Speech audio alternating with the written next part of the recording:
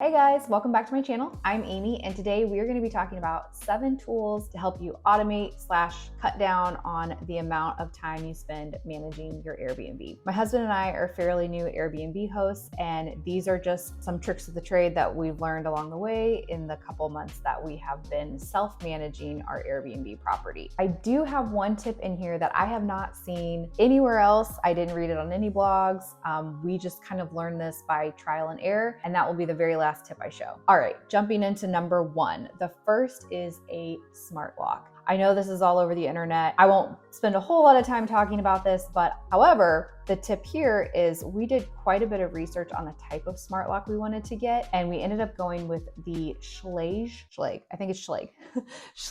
Encode Sentry Lock. And we did this because it has the ability to sync up with some hosting software like Guesty for Hosts, where it will actually automate a code that's individual to different guests, and it will sync up to the automated messaging system. I honestly don't know how people manage Airbnbs remotely without having a smart lock. It just makes it so much easier. You can send the code to the guests, they can let themselves in. You don't have to worry about anyone losing a key. It's just the way to go. We haven't implemented that side of automation yet, but we know we want to do that in the future. So we wanted to get a lock that would work with that. I'll link that lock down below. And actually all the tools that we talk about, I'll link down in the description so you have easy access to them. So number 1 is a smart lock. Just get it. Trust me. Number 2 is setting up automated messages. You can do this right in the Airbnb platform for free. You can also use platforms like Guesty for Hosts, which have automated messaging setups. We have some automated messages set up, and on top of just saving you time, it just takes that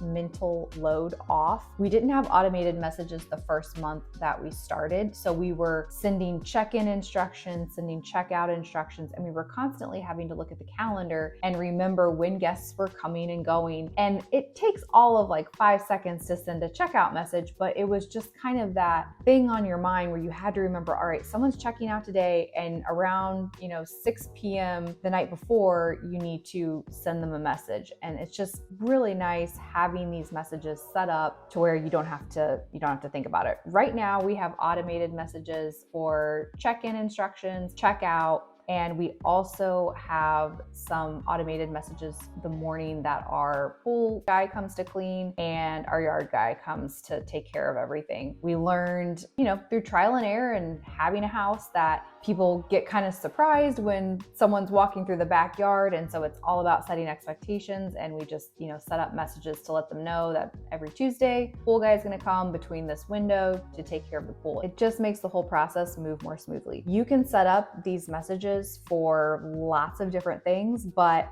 that's the takeaway. Set up your automated messages. You don't have to have this going day 1, but as you continue to work through your property, it just takes the mental load off and helps you kind of automate. I've put a list together of some of our automated messages. If writing, isn't one of your strong suits, or you just kind of want to see the laundry list and have the easy button, I'll link that down in the description. Go ahead and download it, and you can just literally copy and paste those messages into the Airbnb platform and set it up for your own profile. So super easy button right there. The next tool is a Nest thermostat. Now, this may be one of those things where you say, is that really necessary? But trust me, it makes things a lot easier. You're going to be happy that you installed one of these. You're going to have gaps in your calendar, whether it's a day or a week. And so rather than having to remind your guests to turn the air up or down or heat up and down, and then hoping that they actually did that, you just can track that remotely. It makes the whole process easier. It's also nice because when guests are about to arrive, you can make the place comfortable and ready to go. And it just helps save money because you're not having to run the place at a constant temperature. You can kind of adjust based on when people are there. I'm also a really big fan of the Nest thermostat because it allows you to monitor the temperature that's in the house and kind of set parameters for how hot and how cold someone can turn the temp. This is a story that I actually heard from Rob Built on YouTube. I'll link his profile down below. He's amazing. I learned so much from him. Crazy story. He had some guests that came into this house. The place was a little bit warm. Rather than turning it down a few degrees,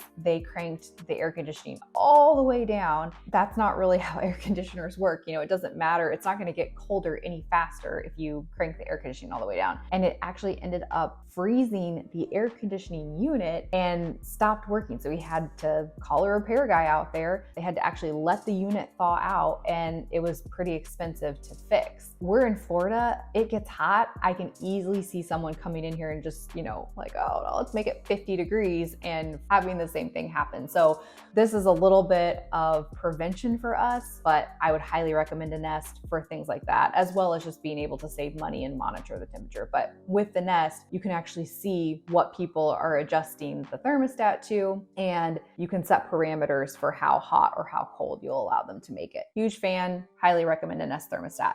By the way, if you find this information helpful, please do me a favor, go ahead and like this video and subscribe to my channel. It just kind of gives me a little virtual pat on the back to let me know that I'm doing a good job, and it also helps me with the YouTube algorithm. All right, back to the video. The next tool is called Turnover B&B, and as I was getting ready to make this video, I was looking up links, and it looks like they changed their name to Turno, Turno, but it's the same website, same platform. So Turnover B&B or Turno. And this is where we find our cleaners. Think of this like the Uber for cleaning services. You can go in and tell this group how big your home is, how many square feet, how many bedrooms, what you're looking for, and it will match you up with cleaners in that particular area where you can look at reviews that they've had from other hosts. And all of these cleaners are specific to short-term rentals. So they're just really well versed in all the kind of things that you need to do to get that 5-star experience. We found some fantastic cleaners on there, and they have 120% contributed to us getting our 5-star reviews. They're amazing, and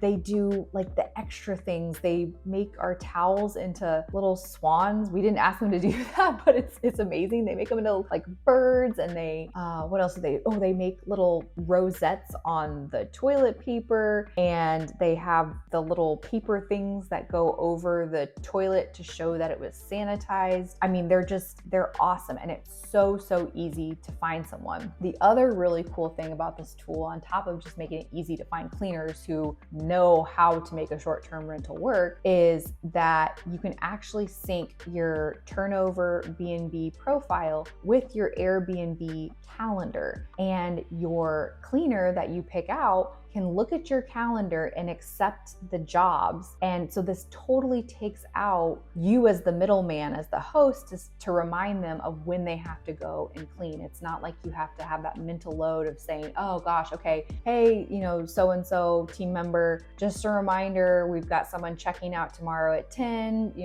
They're on it. Like, they see the calendar, they commit to it, and they're there. And so once they accept that job, you don't have to worry about anything else. They show up, you have a code that is specific to them. Once again, that's why you need a smart lock, and the whole thing just runs really smoothly. I will definitely link them below. Fantastic service. The next tool is Instacart. Now, you may be super familiar with this. You may use it in your everyday. If you do, fantastic. I put it on this list because I've absolutely heard of Instacart. I think I've even used it once or twice for my personal life, but for whatever reason, I don't know why. Who knows? Sometimes you just make things harder on yourself than they need to be. You have supplies for your supply closet, toilet paper, paper towels. We have a little snack basket that everyone gets. And for whatever reason, I was just making it so much harder on myself, and I was stocking that myself. And so we would go down, maybe once every 2 weeks or something. And I was consistently having to run to Target and make sure that all that stuff was stocked up. And we were getting to a point where sometimes things would get low and we wouldn't be planning on going out to the house anytime soon. I don't know why it took me so long to do this, but I started using Instacart, and it's amazing. You just fill up your cart with everything that you need, set it to be delivered right when your cleaners are there. They'll put everything back in the storage closet so you don't have to worry about that. It's the easy button. I now have shopping lists saved to my profile, and so I don't even have to really go through and shop. I just kind of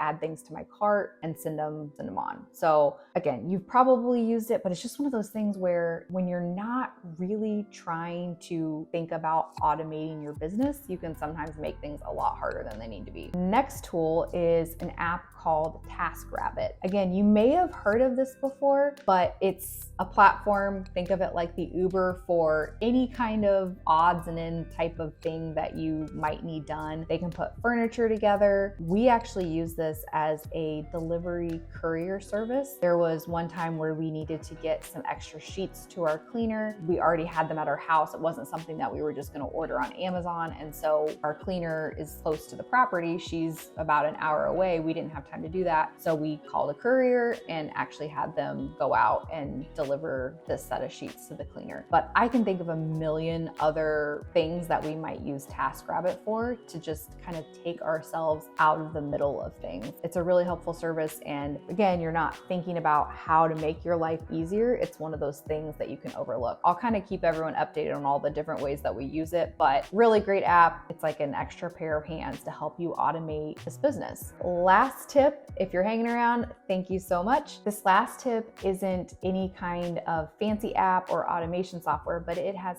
significantly cut down on the amount of questions that we get when guests are staying in the home. And that is signage around the house. What do I mean by that? We have a guidebook, and I know that people are using the guidebook to look for restaurant recommendations, but if there is anything in your house that needs any kind of instruction manual, assume that people are not going to think to go to the guidebook for those answers. They're going to reach out to you. And so while you can link the guidebook and say, oh, instructions are in the guidebook, that's still kind of a message that you have to answer. We have a 1960s bungalow. Don't ask me why. It's a little quirky, but hot is cold and cold is hot on the water system. We would get messages like, something's wrong with the water. My wife had to take a cold shower. I had even taken the time to like make little videos in the guidebook and walk everyone through it, but I think it's more natural to think that something's not working than to think that there could be a quirk with it. And so we'd have to constantly say, oh, sorry, cold is hot, hot is cold. It just was like one more message that we had to answer. And it also wasn't the greatest guest experience because it usually took someone having a cold shower before they would reach out and actually message us. And so I created these little signs in Canva that just have the placement of the hot water, framed them, made them look kind of cute, put them in each bathroom. And we have not had a single question about that in over 2 months, whereas about every other guest in the first month was having some kind of question about the hot water in the shower. We also had questions about the Wi-Fi password. That's in our guidebook as well. But again, I just don't think people are thinking to go look there for all those extra details. So now we have a sign right when you walk in the door. It's framed, it's cute, but it's like one of the very first things you see, so they know that they don't have to ask us for that. We have sort of sensitive plumbing, and we don't want to have anything but,